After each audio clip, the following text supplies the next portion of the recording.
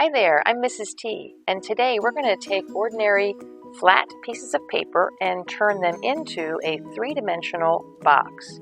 So the art element we're focusing on is form. I'm going to move some things around here. I'm going to start with this white piece of paper. I'm going to use this for the bottom of my box, and I always use just kind of paper that's been left over from something. And if you're using that kind of paper, you can turn it with the plain white side up. Our first fold is to fold it in half. I like to take the bottom up to the top and then really watch to make sure I'm getting the corners and edges lined up as well as I can. And then press that crease down, open it up, and you should have a crease that runs down the middle now. We'll rotate 90 degrees. So now that crease is running vertically, and we'll fold again, bottom to top. And this time we're going to keep it folded. We're not going to open it up. And then what we're going to do next is look for the crease that runs down the middle. That's going to be our target. We'll take one of these top corners. So it has to separate here, which means the fold has to be down here at the bottom.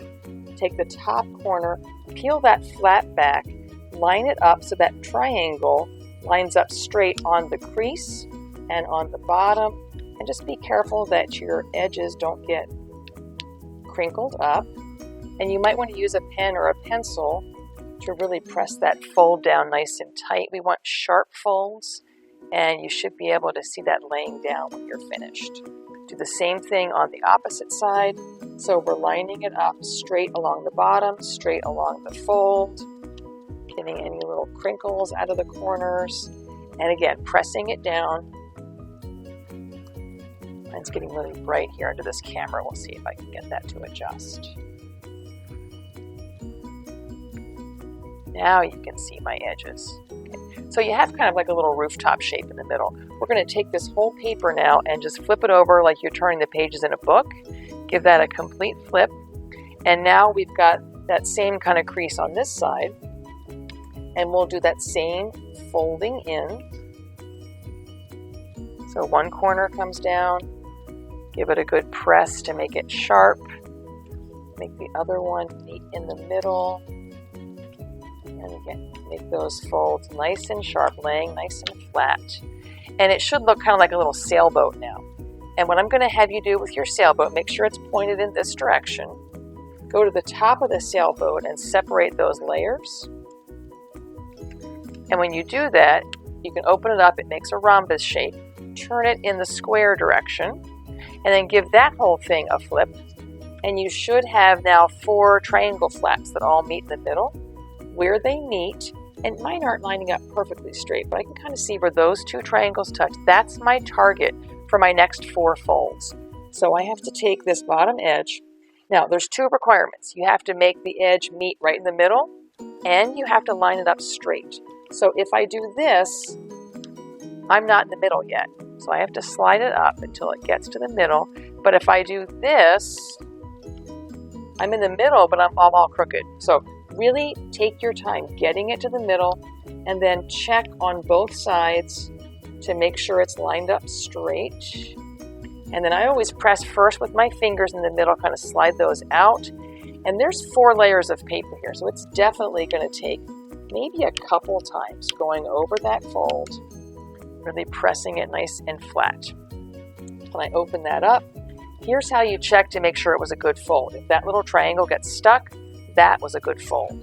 So push that back, and now rotate your paper and do the next edge the same way. So take the bottom, go right to the middle, check and double check that both sides are lined up straight. There's a little crooked there.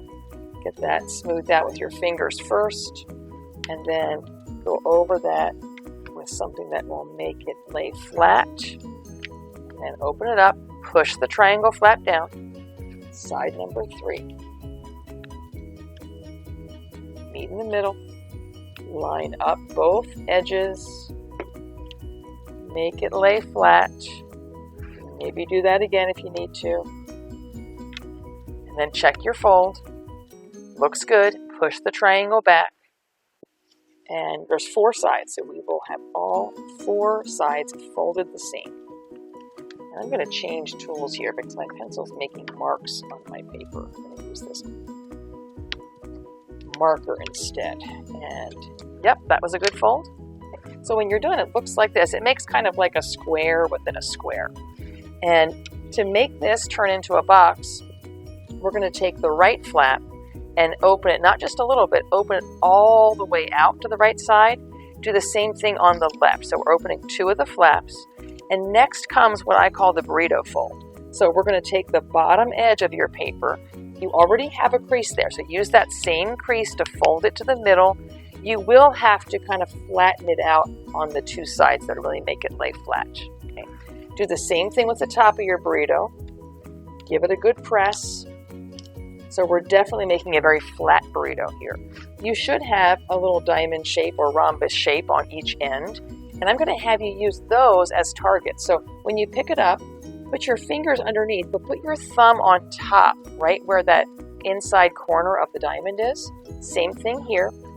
And then if you start to bring your thumbs together, you might start to see that box opening up. I'm going to have to help mine a little bit. So I'm going to get this hand out from under and come up here on top. This corner seems to be opening okay. This one, I've got to get my thumb in there.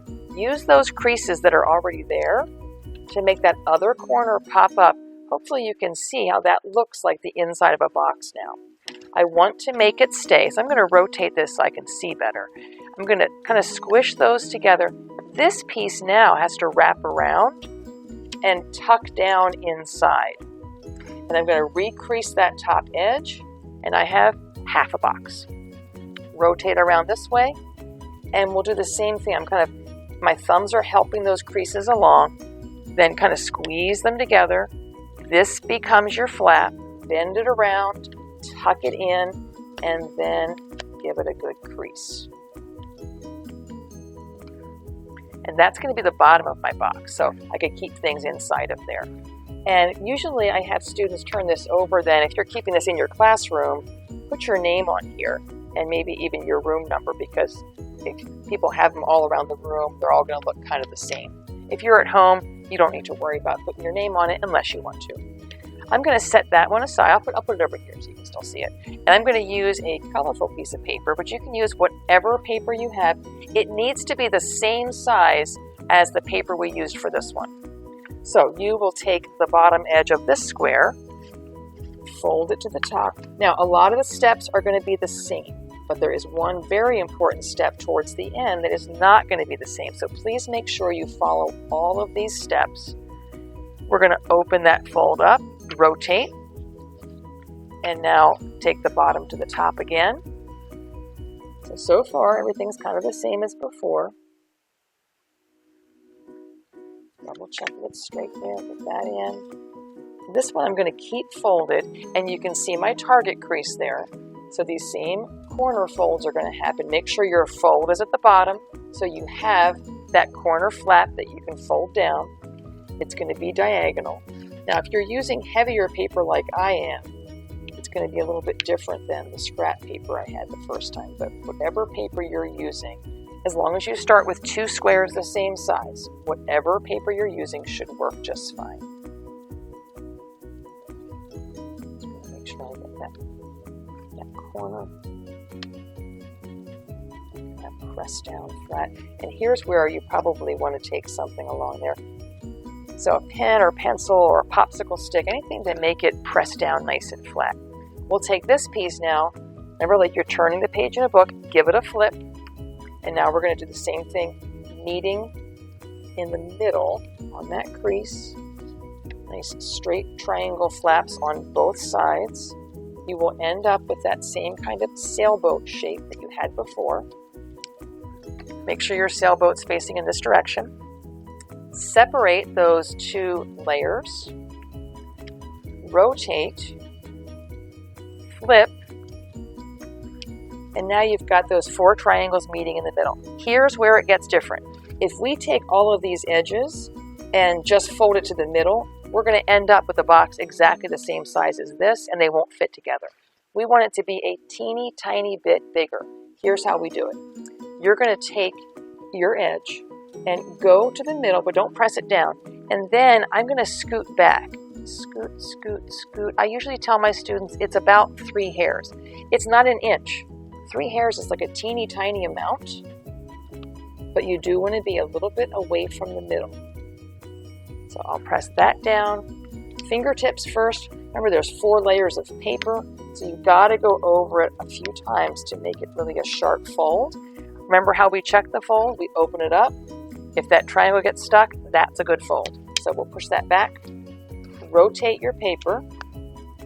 We're doing the same thing on all 4 sides. So aim for the middle and then scoot, scoot, scoot. 3 hairs back.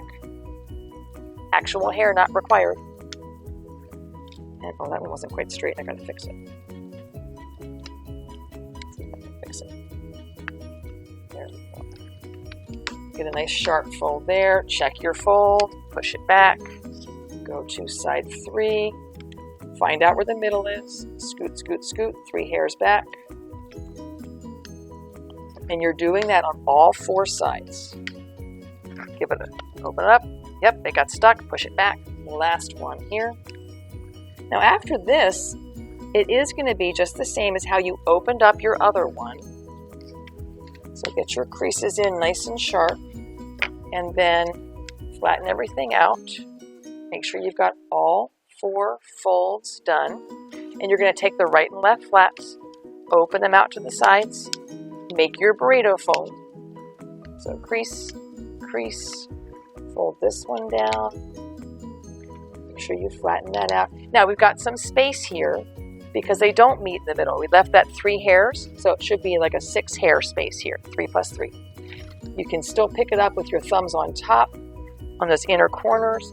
And this one, this is when I say magic happens. I don't even have to help it. But remember how to make it happen if it's not happening on its own. Get your fingers and thumbs in there. You really can only tuck one side at a time. So start with one side, bend it over, tuck it in, give it a crease, and then do your other side. Get those folds working, squeeze it together, wrap it around, tuck it in, and you've got your lid and the box bottom. And this should just barely slide over the white one. If you have any trouble making them fit, take your white one, or your bottom, whatever the bottom is, give it a gentle squeeze, not a squish, gentle squeeze, and then you can make those corners fit inside and just kind of tap it into place.